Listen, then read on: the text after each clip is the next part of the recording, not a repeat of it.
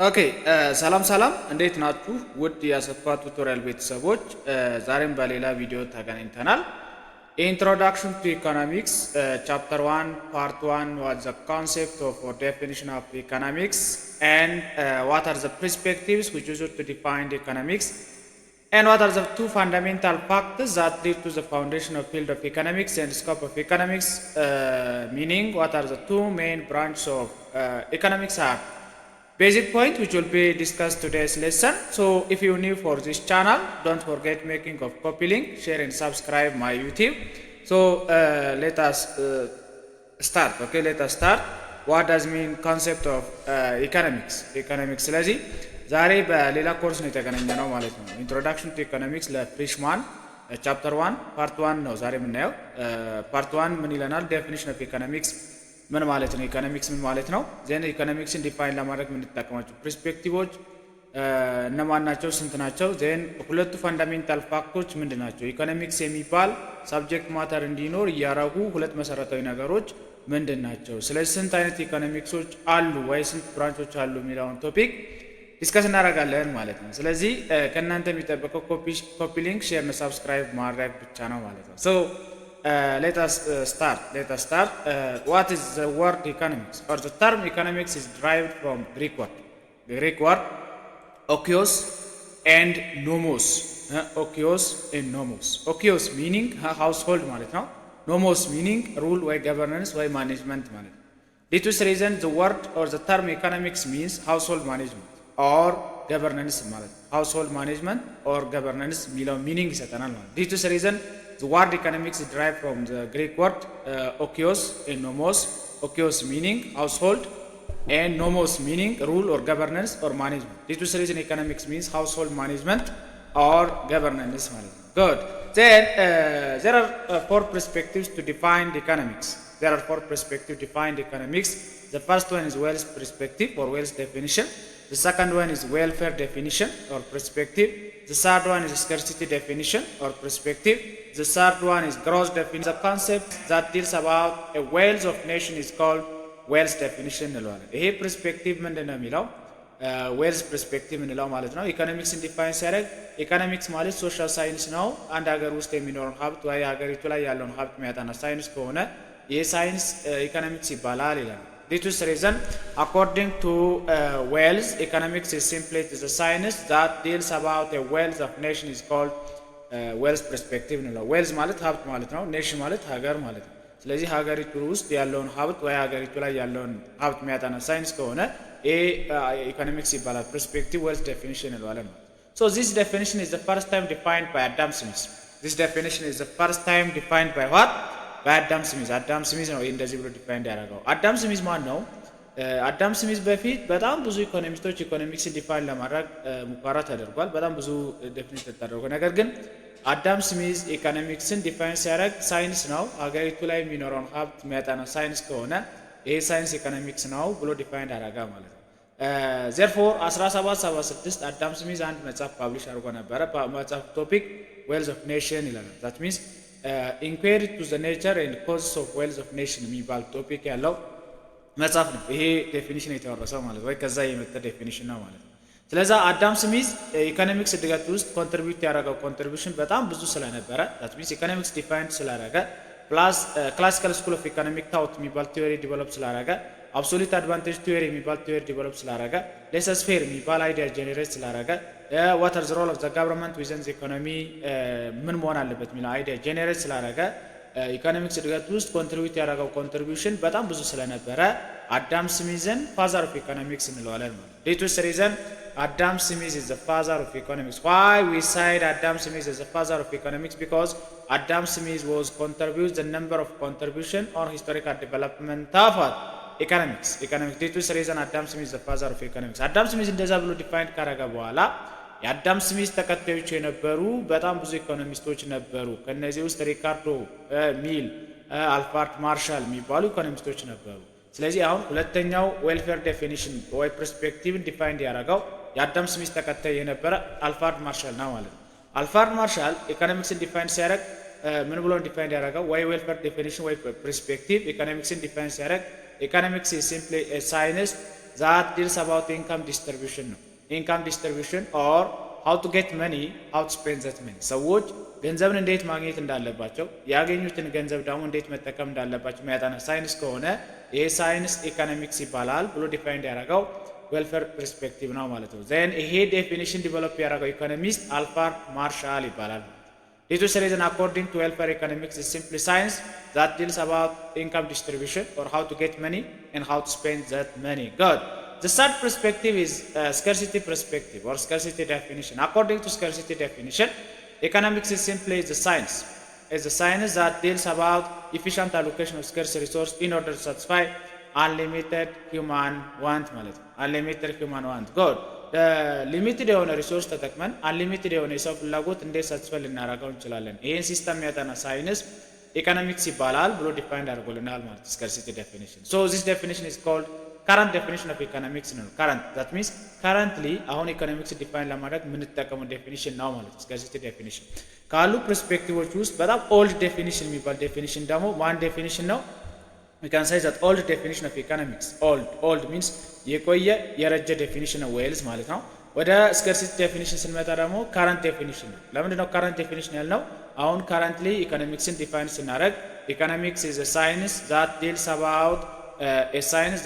about efficient allocation of scarce resource in order to satisfy unlimited human want ብለን ዲፋይን ስላደረግ ነው ካረንት ዴፊኒሽን ኦፍ ኢኮኖሚክስ እንለዋለን። ካረንትሊ ባለው ሲቹዌሽን ኢኮኖሚክስ ዲፋይን ለማድረግ የምንጠቀመው ዴፊኒሽን ነው ማለት ነው።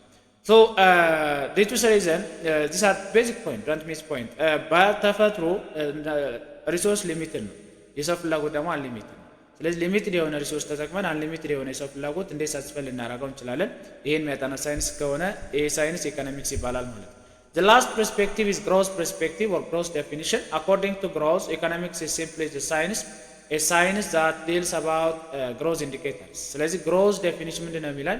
ኢኮኖሚክስ ማለት ሳይንስ ነው። አንድ ሀገር ውስጥ ኢኮኖሚክ ግሮዝ መኖሩና አለመኖሩን የሚነግሩን ማክሮ ኢኮኖሚክ ቫሪያብሎችን ኢንዲኬተሮች የሚያጠና ሳይንስ ከሆነ ይሄ ሳይንስ ኢኮኖሚክስ ይባላል ነው። ግሮዝ ኢንዲኬተርስ ማለት አንድ ሀገር ውስጥ ኢኮኖሚክ ግሮዝ መኖሩና አለመኖሩን ቼክ ለማድረግ የምንጠቀማቸው ማክሮ ኢኮኖሚክ ቫሪያብሎች ናቸው ማለት ላይክ ፖቨርቲ፣ አንኤምፕሎይመንት፣ ጂዲፒ፣ ኢንፍሌሽን፣ ጂኤንፒ ኤንድ ኮንሱመር ፕራይስ ኢንዴክስ የምንላቸው ኢንዲኬተሮች አሉ። የሀገሪቷ ኢኮኖሚ ያደገ ነው ወይስ ምን የሆነ ነው የሚለውን ኢንዲኬት የሚያደርጉ ቫሪያብሎች ማለት ነው። ዲቱ ሪዝን ግሮዝ ዴፊኒሽን ኢዝ ዘ ሳይንስ ዛት ዲልስ አባውት ግሮዝ indicators like poverty, unemployment, GDP, inflation, income inequality, balance of payment, disequilibrium የምንላቸው macroeconomic variables የሚያጠና ሳይንስ ከሆነ growth perspective ወይ growth definition እንለዋለን። ስለዚህ when we conclude this from the above the perspective, economics is not unique science. Economics is not unique definition. It is two or more than two definition መኖሩን ይነግራል። አሁን ከዚህ ከአራቱ ፐርስፔክቲቮች አንደርስታንድ ማድረግ ያለብን ኢኮኖሚክስ ሲንግል ዴፊኒሽን አለመኖሩን ይነግራል። It is not unique definition. It has two or more than two definitions. Different people can define economics in different way on their own explanation. And there is no universally accepted definition for what? Economics. There is no universally accepted definition for economics. So these are basic definitions of economics. ስለዚህ ኢኮኖሚክስን ዲፋይን ለማድረግ አራት ፐርስፔክቲቮች አሉ ማለት ነው። ዌልዝ፣ ዌልፌር፣ ስካርሲቲ እና ግሮዝ ይባላሉ። ዌልዝ ዴፊኒሽን ኢኮኖሚክ ሳይንስ ነው። that deals about the wealth of nation ነው። Then welfare definition, economics simply a science that deals about income distribution or how to get money and how to spend that money now. Scarcity definition, it is a science that deals about efficient allocation of scarce resource now. Growth definition, it is a science that deals about growth indicators like poverty and unemployment and inflation now. From those definitions, which perspective is we use currently? Scarcity definition. And which perspective is old? What? Wells definition is what? Old definition because of it's defined by the first time. This reason this definition is called old definition of economics. Good.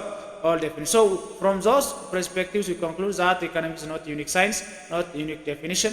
It is two or more than two definitions and there is no universally accepted definition for economics. So other is the rationals of economics. There are two fundamental factors that lead to the foundation of field of economics. Economics የሚባል subject matter እንዲኖር ያደረጉ ሁለት መሰረታዊ ነገሮች አሉ ማለት ነው። The first one is human wants are unlimited, economic resources are what? Limited. Because of those two reasons, subject matter of economics is what?